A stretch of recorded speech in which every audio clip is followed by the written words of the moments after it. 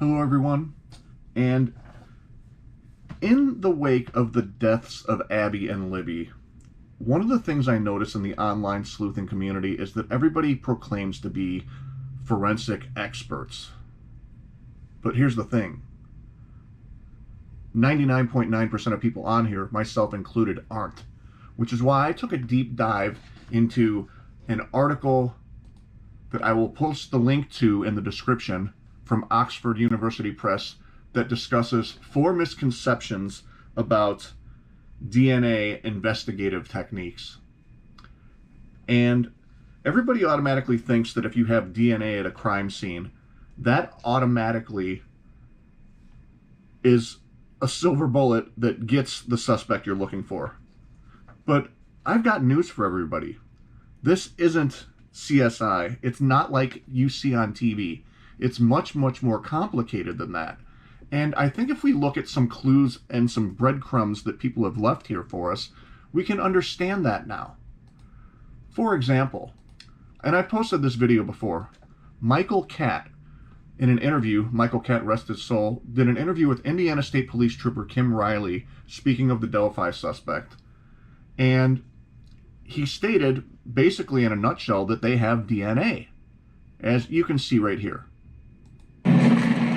Is it one of those situations where we got a case that this person's never apparently committed a crime before? We have, You would feel that he had never committed a crime. He has no DNA in the database. Well, I can't comment on that, but I'm just saying that's what it looks like. That's what it looks like. So he's essentially admitting that they have a Delphi DNA sample.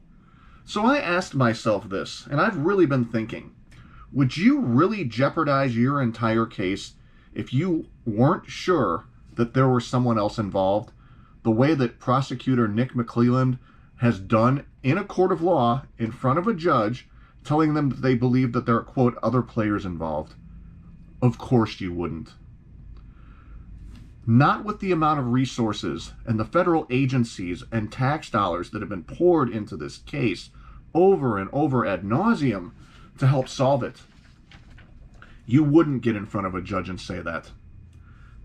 These people may not all be geniuses, but they're not stupid either.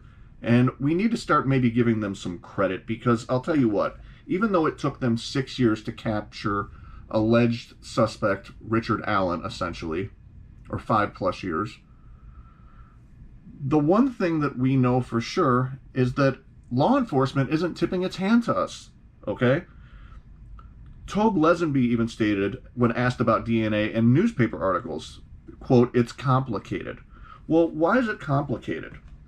Well, as you can see here in this 4 misconceptions article, it states, indeed, the Department of Justice interim policy, which applies to every investigative agency in the United States receiving DOJ funds to conduct these criminal investigations in genealogy, specifically prohibits the arrest of any person based solely on a genetic association created by a genetic genealogy database. And here's the thing that people have to remember with 100% certainty. These genealogy, reverse genealogy sites, which there's actually only a few of that participate, it's not as many as everybody thinks, are used to generate leads only. And there's sometimes when there's going to be reasons that even if you have a full DNA sample, you're not going to be able to track down a suspect. For example, if a suspect has a bunch, and this article here, if you read it, covers this. If you have a bunch of foreign ancestors, like say you're a first-generation person here, and most of your ancestors were, say, from Asia or Africa or any continent or anywhere else, you're not going to have a large genetic tree or a genetic profile background for them to backtrack through reverse genealogy specifically, because you're not going to have a family tree that's here in large part.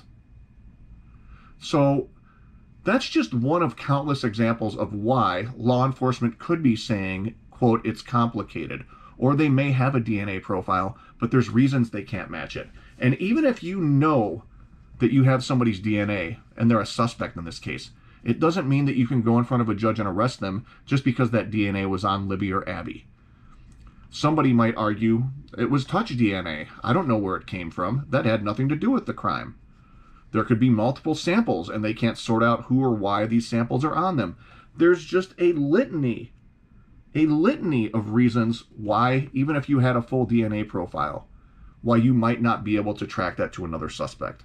But still, the fact that they have that DNA, maybe in a certain area or a certain spot, and can't match it, that may very well be the reason why they're so adamant that there is somebody else involved. Because somebody did leave evidence or did leave clues, but unfortunately, due to one circumstance or another, they can't build a reverse genealogy tree to track that person. And that person committing these crimes or assisting in these crimes may know this. It may have been why they were so bold doing something like this during broad daylight. Who possibly knows? But law enforcement, and Doug Carter in particular, have been adamant repeatedly that this person or persons know we're watching, and all these veiled hints. I really, really think law enforcement knows that this is more complex and that there's more going on and more involved here.